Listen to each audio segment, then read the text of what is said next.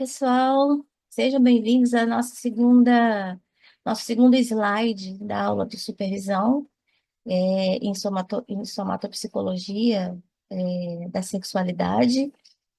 Meu nome é Mônia Tassi, sou psicóloga, terapeuta reichiana, sexóloga e também terapeuta tântrica.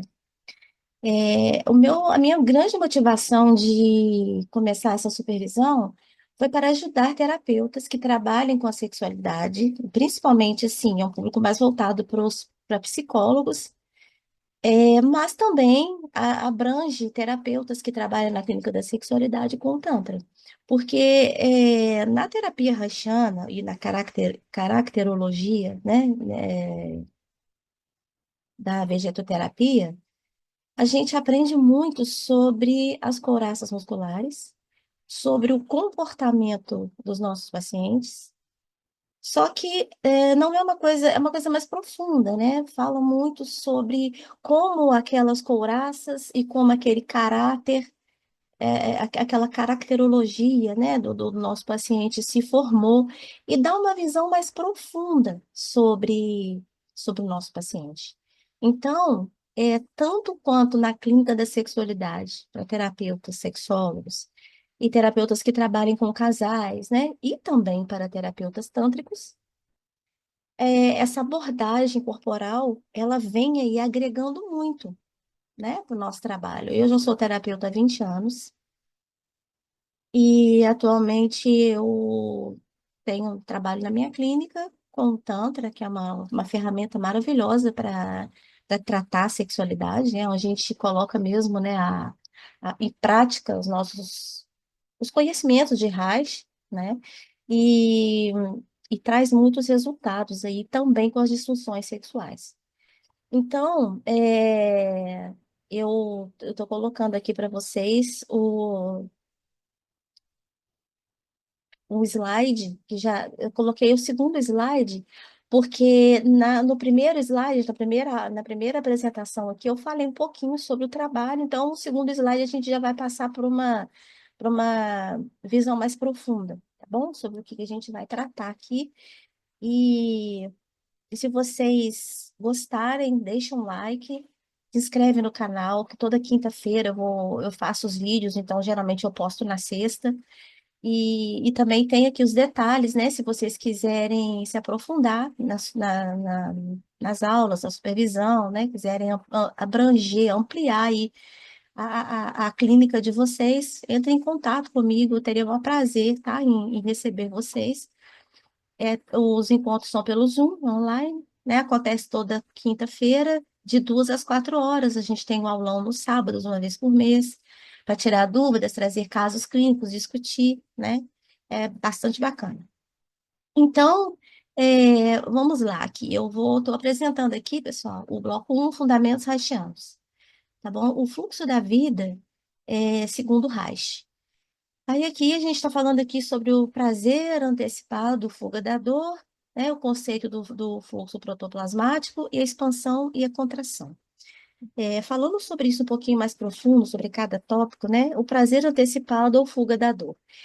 Isso acontece muito nos sujeitos neuróticos, né, que são sujeitos ditos como normais, né, e é onde a gente tem aí dentro da gente esse conflito, né, entre o que a gente deseja e o que a gente pode realizar, certo?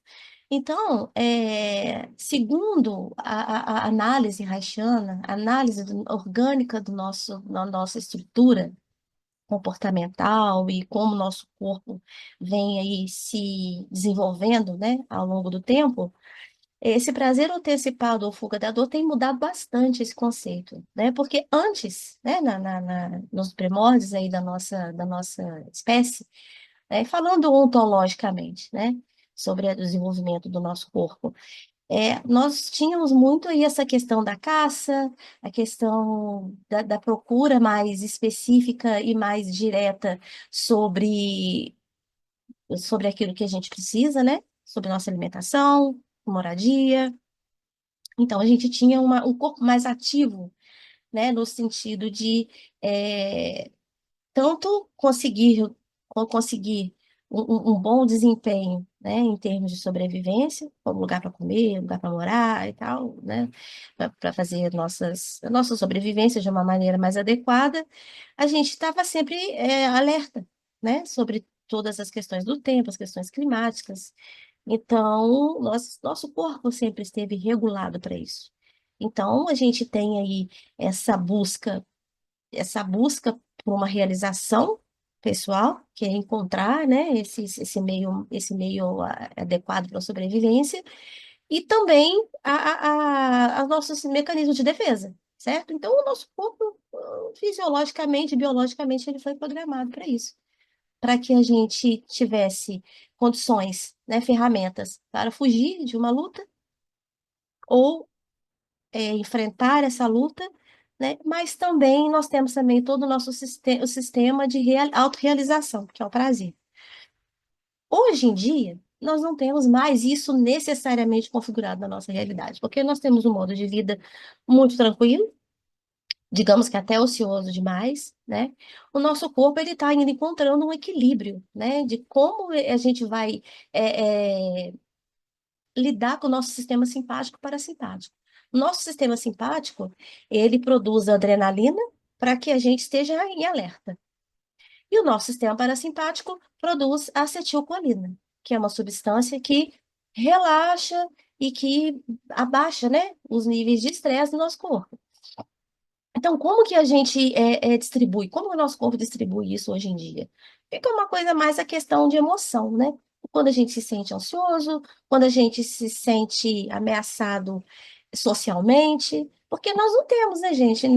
Hoje em dia, a grande maioria da população, a gente não tem aí uma ameaça real em termos de que possa colocar em risco a nossa sobrevivência.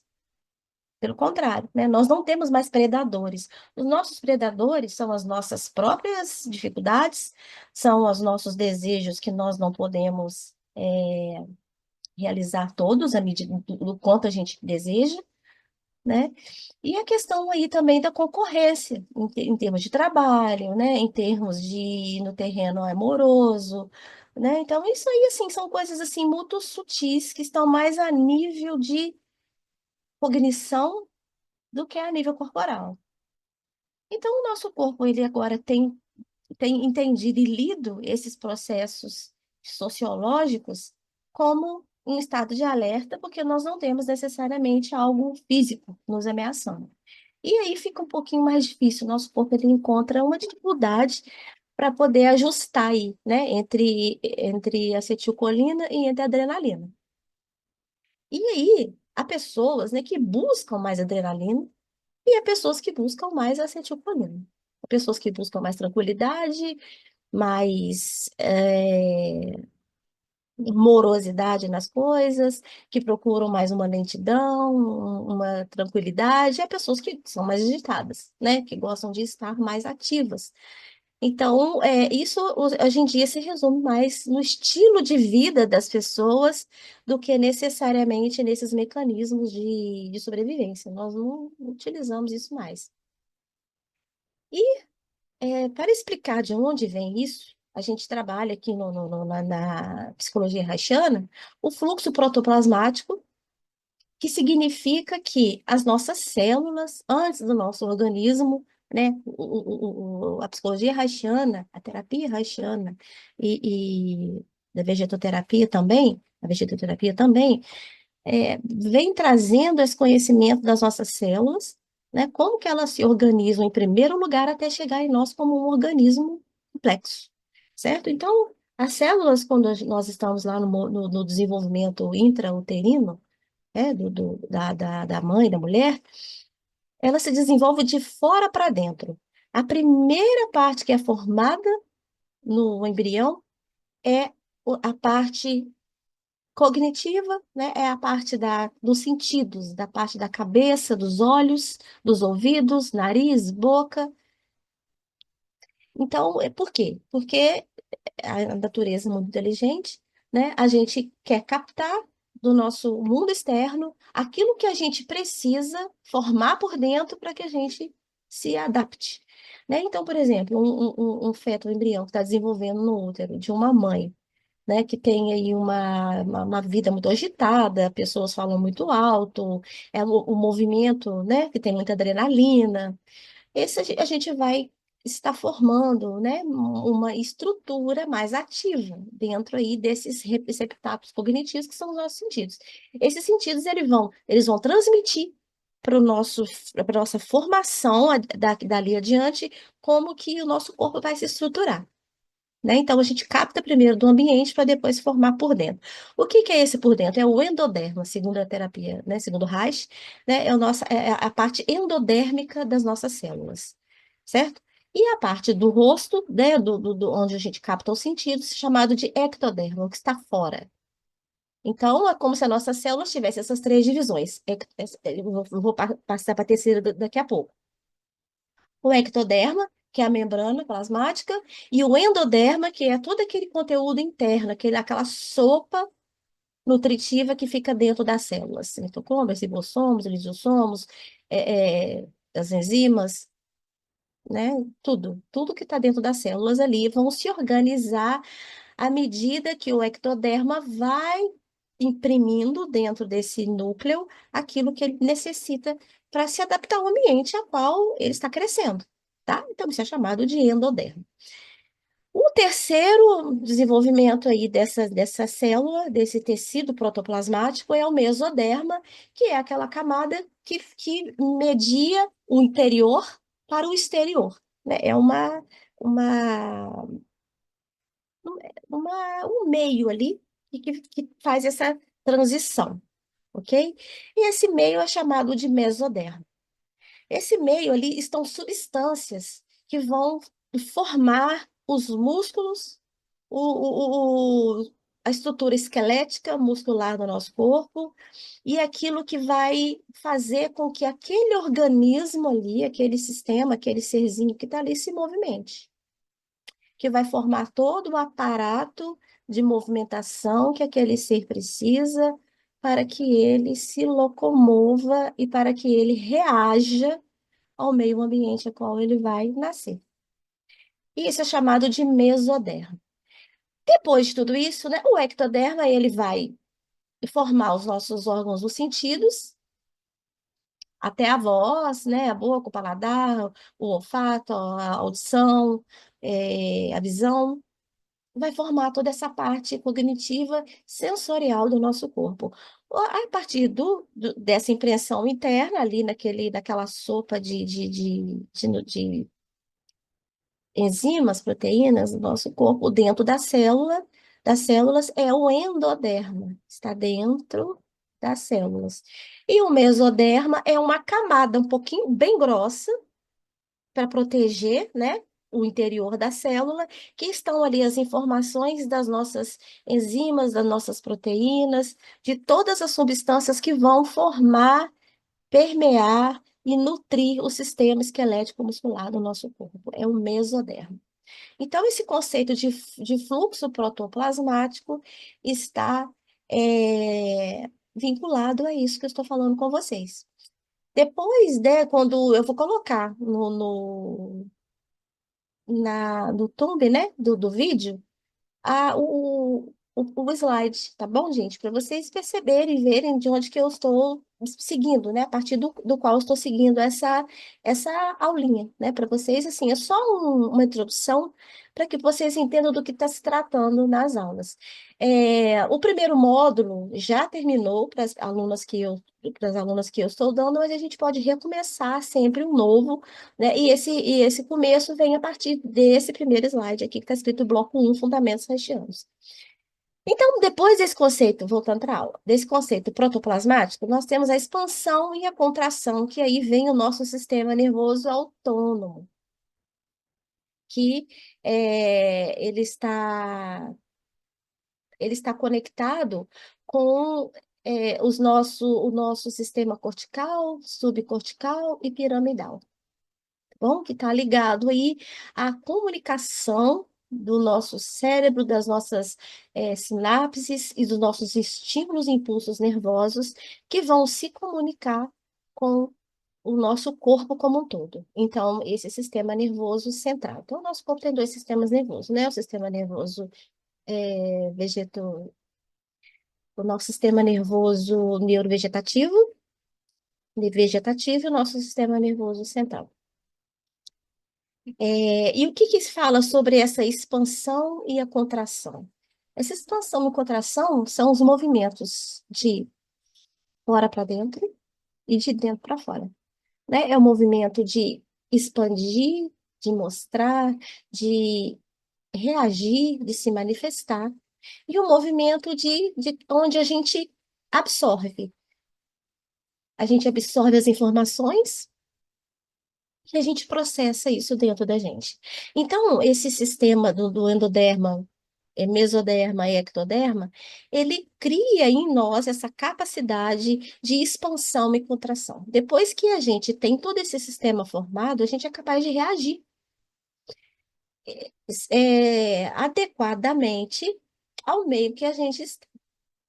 Então, primeiramente, essa formação protoplasmática, ela vai gerar em nós esse sistema de expansão e contração, que já começa a formar a nossa caracterilidade, né? Que vai colocar, que vai trazer em nós, se nós somos seres de mais expansão, de mais contração, é uma série de coisas, né? Que vai determinar a nossa estrutura como um todo, psíquica e também comportamental, como o corpo corporal, né? Então, assim, a psicologia haitiana, ela é muito interessante também, que ela vem pegando toda a estrutura freudiana, a estrutura da psicanálise, a estrutura do inconsciente, a estrutura de como o nosso aparelho psíquico se estrutura diante de todas as nossas experiências enquanto seres orgânicos. E a terapia haitiana vem explicar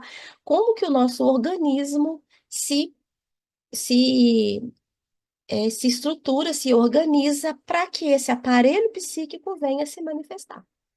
Então, eu digo, né, que a terapia haitiana, ela antecede a psicologia haitiana, desculpa, antecede a psicologia, a psicanálise aí, ou até mesmo a psicologia convencional, porque vem explicar para a gente, enquanto seres orgânicos, como que a nossa estrutura psicológica é, se dá através de toda a propriocepção e esterocepção que a gente tem do mundo. Propriocepção, a concepção de si próprio, e a esteropercepção é a percepção que a gente tem do mundo exterior.